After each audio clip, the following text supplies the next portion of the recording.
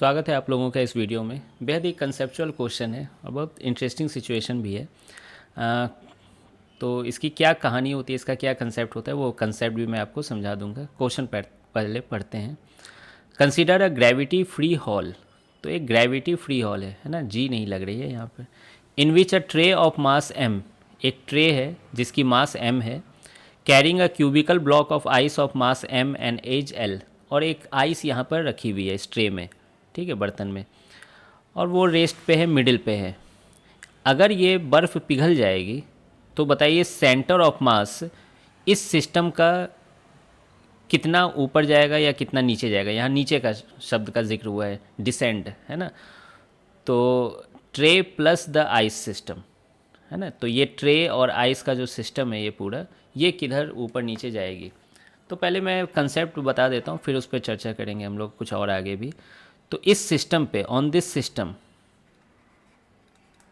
अगर आप कहें कि सर नेट फोर्स कितना लग रहा है, नेट एक्सटर्नल फोर्स कितना लग रहा है, क्या मैं एक लाइन में लिखूं 0 लग रहा है, ठीक है, mg लग नहीं रही है। यहाँ पर जो नॉर्मल फोर्सेस सब जो होंगे, है ना, वो सब तो इंटरनल फोर्सेस काउंट हो जाएंगे, ठीक है। तो नेट एक्सटर्नल फोर्स कितनी लग रही है, 0। अब आपने पढ़ा है कि जब नेट फोर्स 0 होता है तो नेट फोर्स का फॉर्मूला क्या होता है, total mass into acceleration of centre of मास, ठीक है। तो नेट फोर्स अगर 0 है यानी एक्सीलरेशन सेंटर ऑफ मास का क्या होगा, 0 ही होगा। अब आगे का कहानी देखिए, अगर सेंटर ऑफ मास की एक्सीलरेशन 0 है तो वेलोसिटी ऑफ सेंटर ऑफ मास पर आप क्या कमेंट करेंगे, क्या 0 होगा? बिल्कुल नहीं, velocity of centre of mass constant होगा। खुद सोच लो, कांस्टेंट सेंटर ऑफ मास है, उसका डिफरेंशिएशन फिर 0 हो जाएगा ये। तो ये है ना, ध्यान रखिएगा, velocity of centre of mass constant होता है। लेकिन लेकिन लेकिन इस पार्टिकुलर सिचुएशन में हियर शुरू में वेलोसिटी ऑफ सेंटर ऑफ मास क्या है, 0 है, ठीक है। क्यों, ये लोग रेस्ट पे रखे हुए हैं, तो वेलोसिटी ऑफ सेंटर ऑफ मास क्या हो गया, 0 ही हो गया। अब जब वेलोसिटी ऑफ सेंटर ऑफ मास 0 है, फिर उसके आगे की क्या कहानी है, centre of mass will be at rest. मतलब सेंटर ऑफ मास की वेलोसिटी 0 है, मतलब वो जा ही नहीं रहा है ना, तो सेंटर ऑफ मास क्या होगा, रेस्ट पे होगा। तो आई होप कि आपको ये पूरी फ्लो चार्ट समझ में आ गई होगी, है ना। तो सेंटर ऑफ मास यहाँ पर रेस्ट पे है, वो कहीं भी इधर उधर हिल नहीं रहा है।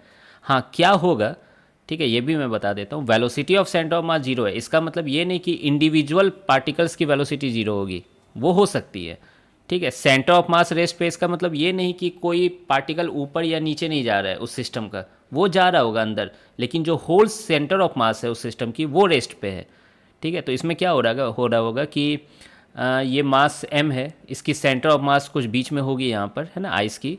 तो जब ये पिघलेगा तो ये ऐसा ऐसा थोड़ा सा बनेगा, है ना, वहाँ पे कुछ ऐसा करके बन जाएगा ये, ठीक है। बहुत ज़्यादा तो नीचे नहीं फैलेगा, लेकिन हाँ, कुछ अगर कोहेसिव फोर्स हो, ये सब आप सरफेस टेंशन में पड़ोगे तो ये फैल भी सकता है, ठीक है। ऐसे तो अगर ग्रेविटी फ्री है तो ये गोल ही जैसा बन जाएगा।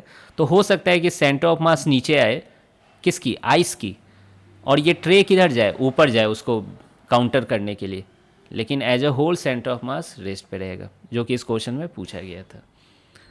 तो आई होप कि आपको ये कंसेप्चुअल क्वेश्चन समझ में आ गया होगा। मिलते हैं फिर नेक्स्ट वीडियो में।